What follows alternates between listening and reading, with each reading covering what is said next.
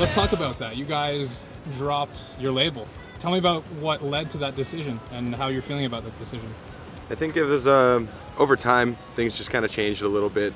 Label kind of changed formats a little bit. Swellers kind of changed our mentality a little bit. You know, just like the things that you usually hear from a band when they want to leave a label. But usually what happens to the band is they get dropped from the label.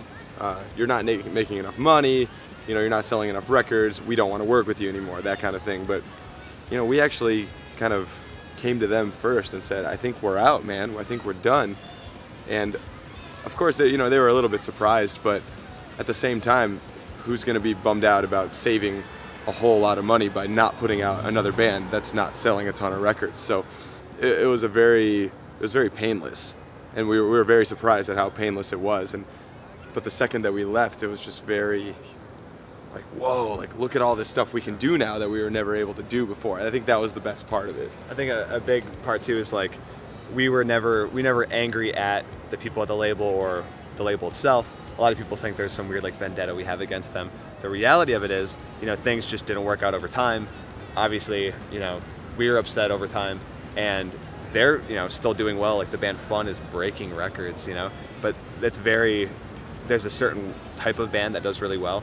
And we're the type of band where we need to either not be on a label or a label where we fit in with the other bands and have that mentality of the punk rock upbringing, because we're not a band that can just kind of sit around and then things just happen. We've always been a band where we've been busting our ass for 10 years now, and we just need a push. And the weird thing is getting off the label has been the biggest push we've had in years now. So it's pretty cool the reaction we're getting. I think the way the music landscape's changing, we got a lot of really big tours that we opened for, and we were on a label that was part of a major label.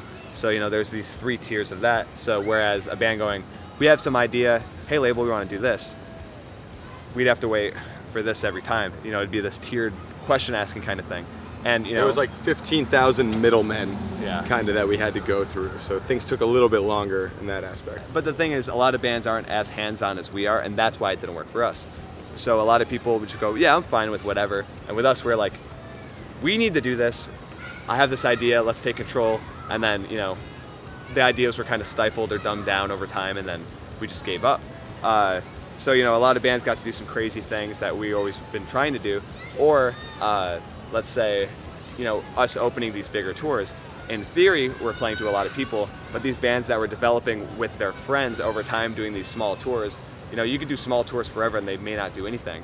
But these bands were aligning themselves the right way to get bigger and bigger and bigger, where we took the opposite route. So I like where we are now. I wouldn't change a thing, but it's nice that we get to have the chance to go back and do that like all of our friends did. And I think we're in the position now where it'll actually benefit us even more, because we get to say, oh, this band, this band, this band that we like a lot, let's all get together, let's play some shows, and let's just have fun and not give a shit.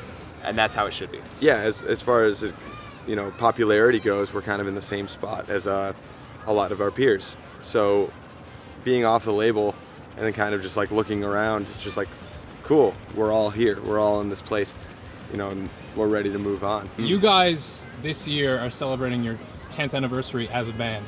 Tell me what it's like to look back upon what you've done and where you're at now. I think with me, 10 years is really bittersweet, because it's like, wow, we've been a band for 10 years. Why aren't we further along in our career? Why aren't we bigger? Why aren't we making more money? But then the other side is like, wow, we've been a band for 10 years.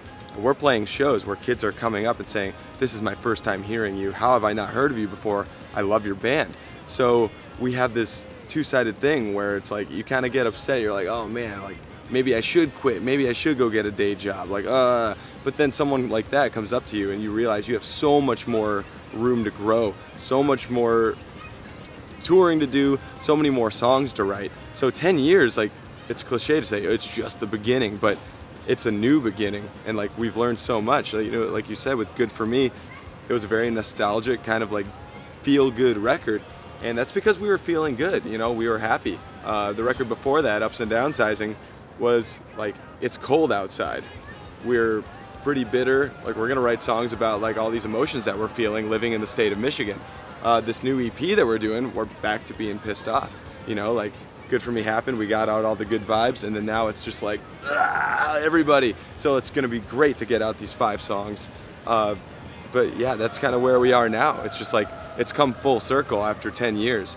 And there's always the good feelings and the bad feelings, but after this 10 years, man, the good feelings far outweigh the bad feelings. I think a really big part for me is you look at the past and you see when we started, it was, you know, obviously 4 years in high school as we were a band.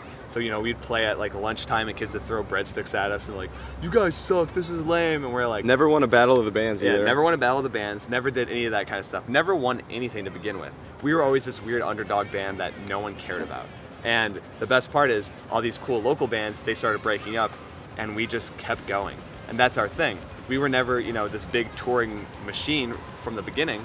We went through our growing pains in front of everyone. So when people listen to, you know, let's say they get into Good For Me now or get into the EP when it comes out, they'll go back and see these terrible songs we wrote when we were 14 and 15 years old, and that's the problem that we have that a lot of bands don't. So it's kind of this curse that comes with being a band for 10 years, because we're not a band that started when we were 21 and on. We're a band that started when I was 14. I couldn't even drive yet. My mom drove us to our first show in a minivan, you know? So we have this whole weird back and forth kind of thing, but the best part is we've established ourselves now where coming to Canada or going overseas, it's not weird anymore. That's a very comfortable thing for us. We enjoy touring. We enjoy seeing friends in every city. And people actually showing up in a different country is still one of the craziest things in the whole world. But the fact that it's becoming normal is a good sign.